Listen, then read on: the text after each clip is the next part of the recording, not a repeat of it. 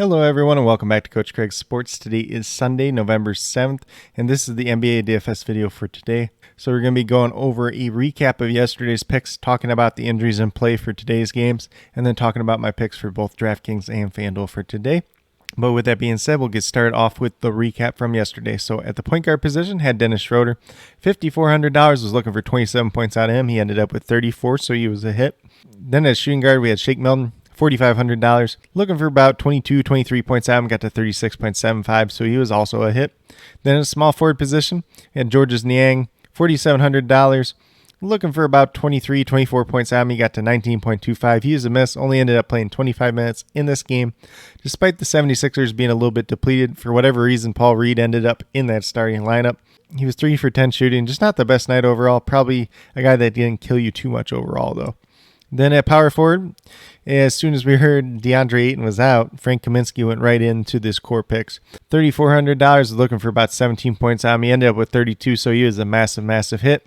Then at the center position, Clint Capella, $7,100, looking for about 36 points out of him. Got to 26.75. He's a miss, only played 28 minutes, 4 for 11 shooting, which Clint Capella is always one of those guys that's right around the rim, so he's one of those guys that gets you close to 70% shooting, so that was a disappointing day there. No blocks, no steals, anything like that, so just really all-around disappointing day for him. And then on the FanDuel side, we had Shake Milton once again, $4,800, looking for 24 points on him. He got to 39.4, so he was a hit. Then Dennis Schroeder, $6,000, looking for 30 points out of him. He got to 32.8. He was a hit as well. Jason Tatum, $9,500, looking for about 48 points out of him. Got to 53.2, so he was a nice little hit over there as well. And then Frank Kaminsky, once again, $3,500, looking for 18 points out of him. Got to 31.2, so he was a hit. And then once again, Clint Capella, $6,400, was looking for 32 points out of him. Got to 26.1, so he was a miss. So pretty solid day all around. Unfortunately for myself, I played too many Anthony Davis shares on the side, and then obviously left that game not feeling quite well in the middle of the game. It's like, if you don't feel good, just don't play the game. But with that being said, we'll move over to the injuries and play for today's slate. So we do have the one island game once again. So we got the Brooklyn Nets and the Toronto Raptors. Nets are without Nick Claxton and Kyrie Irving. Once again, no changes there. The Toronto Raptors get Pascal Siakam back today, it looks like. And then Watanabe's still out. So obviously Siakam's going to change a whole bunch of things for this Raptors team since he's one of their better players. We'll see if he's on any kind of minutes limit this afternoon. Then we move over to the main slate. We got the Cleveland Cavaliers without Okoro, Markkanen, and Kevin Love once again. So the same thing we've been looking at. Most of these starters playing big minutes once again. New York Knicks are all the way healthy. Utah Jazz have Rudy Gay and Elijah Hughes as game time decisions. We'll see if they play. Hughes we don't really care about, but Gay, if he's back, he might be in the rotation. Then for the Orlando Magic, missing the same 4 guys and more, Isaac Fultz and Michael Carter-Williams. Then what we're really looking for on this Magic side is that news about Cole Anthony. If he does not end up playing, it's going to be a big bump up to Jalen Suggs. I assume he's going to get more ball handling duties. RJ Barrett's probably going to be getting more minutes as well at that point guard position. I do assume Gary Harris is probably going to be the one to end up starting, and then Jalen Suggs will kind of take over the ball handling duties. But I could be wrong about that as well. And then Iggy Bristakis is also a game time decision, but he's kind of been in and out of the rotation, so not too concerned about him.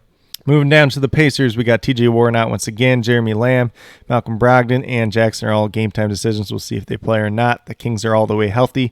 Then we move down to the Bucks, who have Chris Middleton, Brook Lopez, Dante DiVincenzo all out once again. And then Grayson Allen is a game time decision. He's dealing with a little bit of an illness. For the Washington Wizards, we still got Cassius Winston, Rui Hachimura, Thomas Bryant, and Davis Bertans out once again. So no changes there. The Spurs are without Zach Collins and Jakob Poeltl once again, so no changes there at all. Then the Oklahoma City Thunder just have Deck as a game-time decision, but he's not really in the rotation either way. For the Houston Rockets, we got John Wall out once again, and then House is a game-time decision. We'll see if he's back tonight or not. For the Golden State Warriors, they are without Wiseman, Thompson, who have both been out all season, and then it looks like Andre Iguodala. I think it's just a rest game for him. So we'll be looking at a couple extra minutes going to guys like Otto Porter Jr., Gary Payton II, maybe a couple other random guys here and there, but not too much big a deal overall. He's not playing like super big minutes at all. Then for the Charlotte Hornets, P.J. Washington's out once again. Mason Plumlee is a game-time decision, but likely to play. Then the Clippers are without Preston Morris and Kawhi Leonard.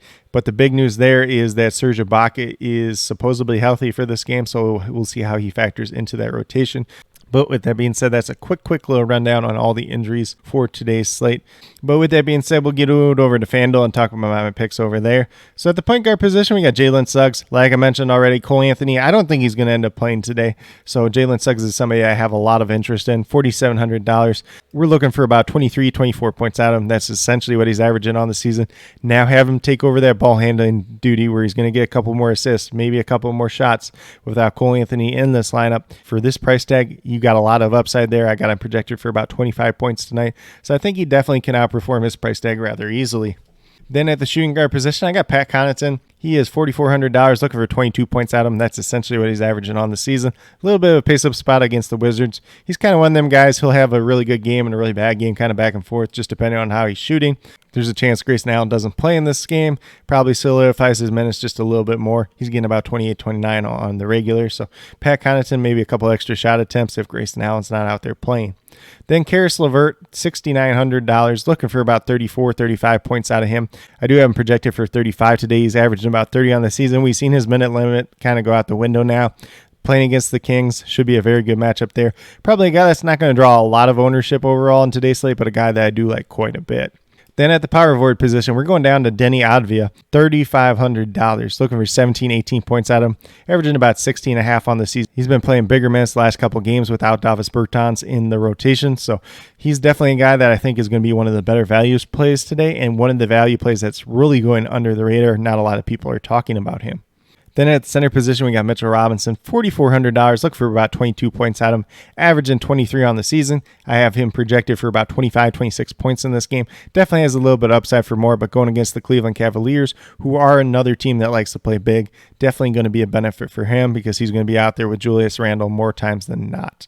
But with that being said, if you go with these 5 players on the DraftKings side, you have $26,100 remaining, $8,700 per player. So you can definitely pay up for 2 studs on this slate and then fill in with a value play. Or you can kind of spread the wealth and get a couple different good players that are a little bit pricey, but not like over the top pricey as well. Lots of different ways you can approach this slate. Like I said, the 7-game slate is one of my favorites. There's definitely a lot of different options out there. And we may even see more value open up as the day moves along. But with that being said, we'll move over to FanDuel and talk about my picks over there as well. So we're going to start off with the point guard position. Once again, Mike Conley's name's popping up here.